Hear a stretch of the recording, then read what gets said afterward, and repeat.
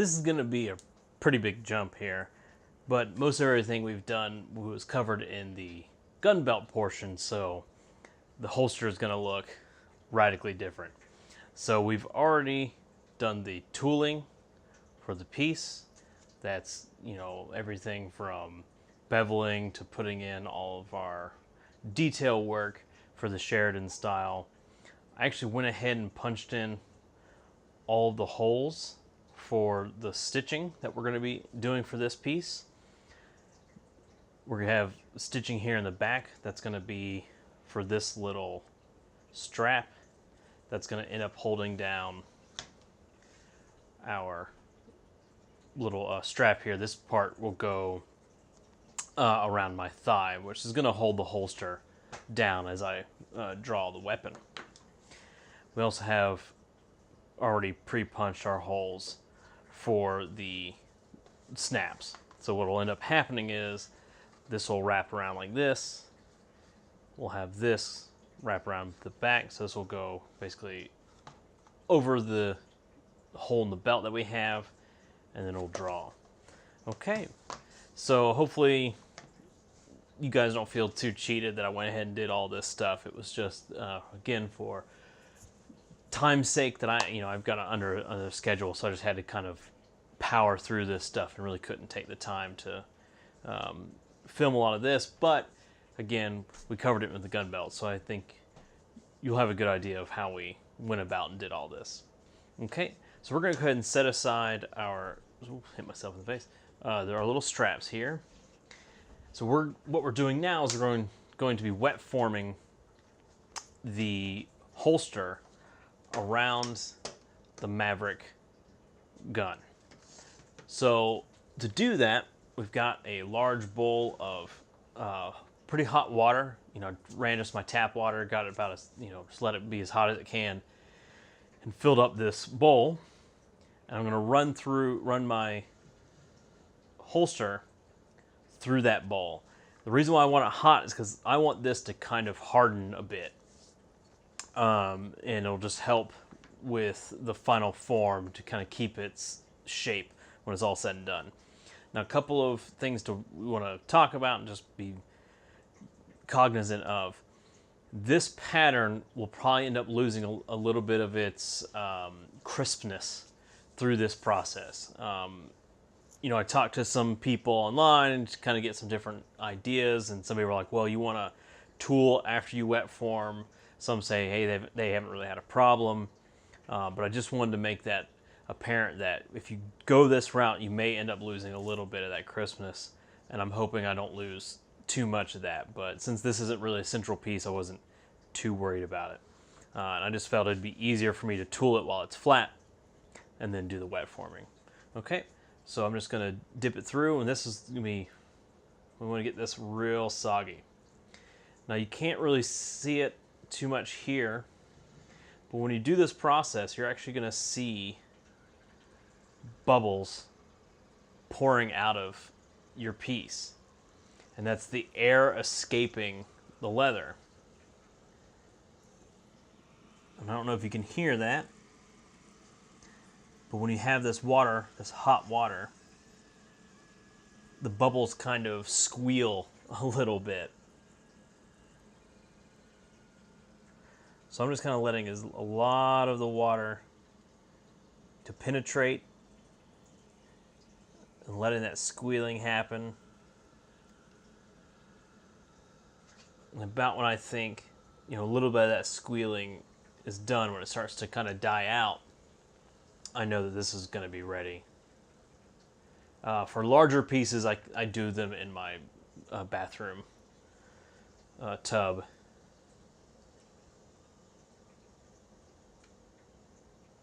Okay, so we're just getting this thing, I'm just going to run it through.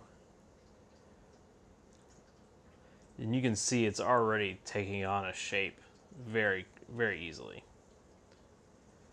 Okay, so I'm going to set this aside. Ooh, just kind of move it over real quick. Set a towel down here.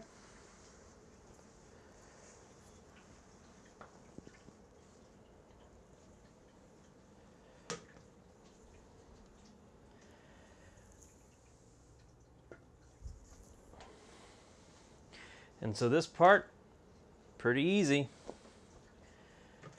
We'll just take the weapon, lay it down, and wrap it around. And I'm using, I cut out this notch here because I wanted to use it as a guide and as a way to kind of help as a stopper for the weapon.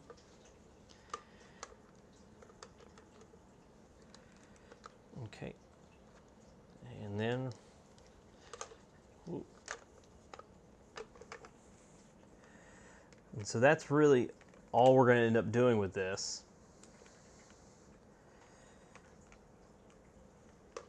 It's just kind of putting our fingers around it, rubbing it, making sure everything's getting lined up.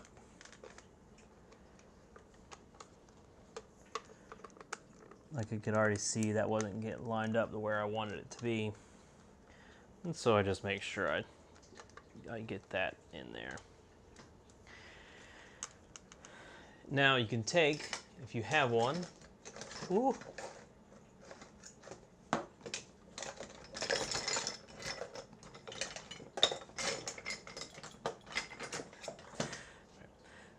so you can take a boning tool if you have one and just use it. I'm just gonna kind of press down with it in areas. Try not to use the hard edges too much. I'm really just trying to rub it through areas. Try to really reinforce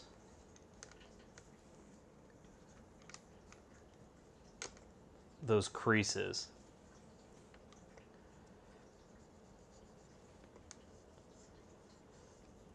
Because I'm trying to wet form. When I'm wet forming this, I want it to really try to conform to the gun as much as possible. And that's going to help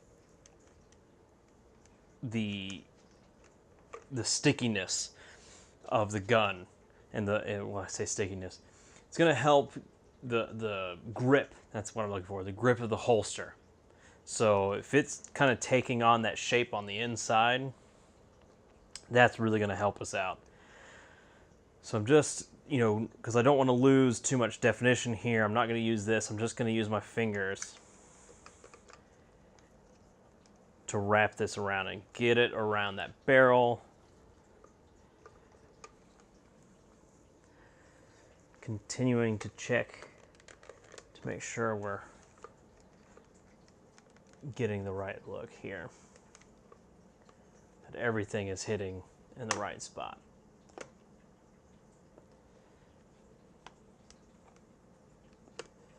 So one thing I'm going to do, I've just got some clips, some paper, not paper clips, but clothespins.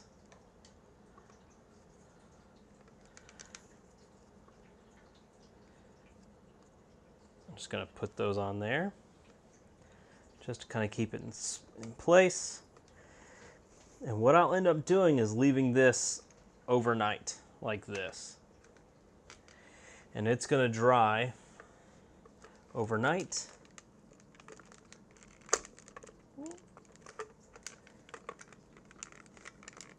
Just want to double check that area.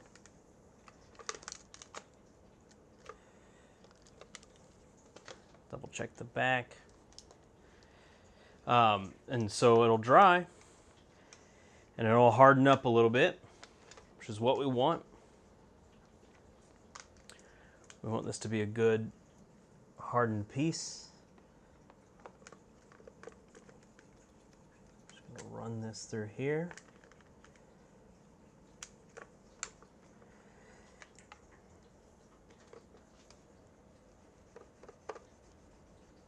Just kind of running it along these edges. So another method you can do if you don't want to wet the whole thing is actually you just wet the inside. Just take a spray bottle to it.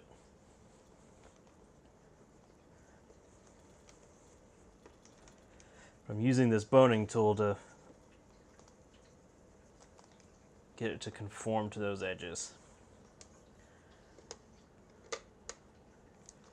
I'm not going to be too rigorous, of course, on this front side because I don't want to lose too much of my design. It doesn't look like I've lost that much, which is nice. And that's it. That's all you'll be doing for this portion. It's doing this and letting it dry.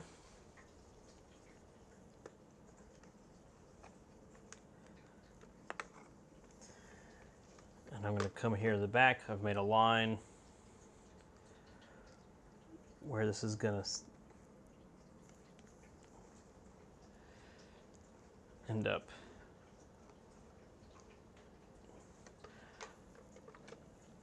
There you go. You know where it's going to end up moving. I'm just going to use the inside of my boning tool to kind of reinforce that bend.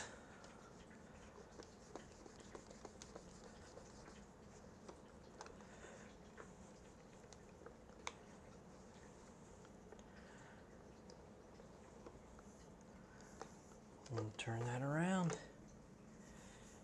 Just double check, make sure that it's actually meeting. Just making sure it's meeting the holes nicely. And I'm not getting anything off. Okay. There we go. That's the nature of that. And it'll be great. Once this dries up, we'll go through. We'll end up dyeing everything and then setting in some stitches. I decided to go ahead and do stitches in this, even though we're not actually holding anything together. I still wanted to use that contrast stitching, so I matched the belt, right?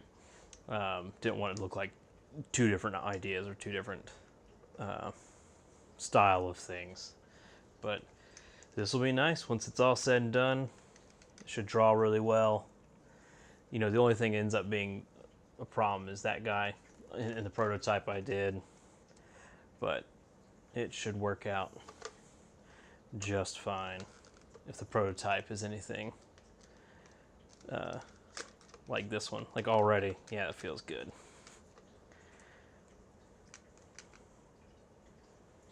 Cool. All right, we'll set that aside. We'll see. 24 hours about has passed, and our wet forming is done. So we just did put some clips here, some just standard clothesline, clips to hold this down, and just let it form overnight. And the leather has come back to its original color, which is what we want, because what we're about to do is the dyeing process. And since it's a water-based dye, we really don't want, a lot of surface water to be on the piece. So you can probably see how the leather has taken good shape of the gun. Got some really good curvature right there. And it's gonna hold really well.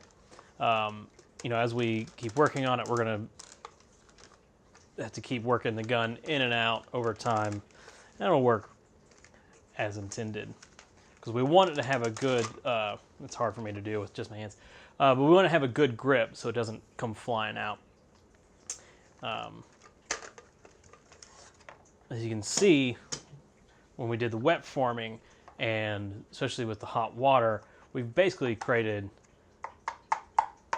you can hear that, a really good shell for this piece.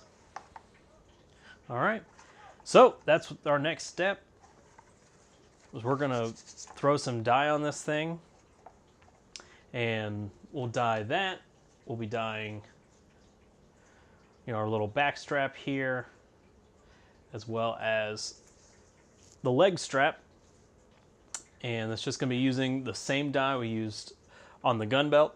This was a dark brown water stain, and it'll be really simple. We'll just set it all up, put the dye on, let it dry, and then after that, in this case, we'll get on to stitching it all together and putting the stitches in. Okay, we're almost done with this project. This one went by a lot faster than the gun belt. The gun belt had a lot more to it, so I'm excited to see this thing come together. All right, let's get to dyeing.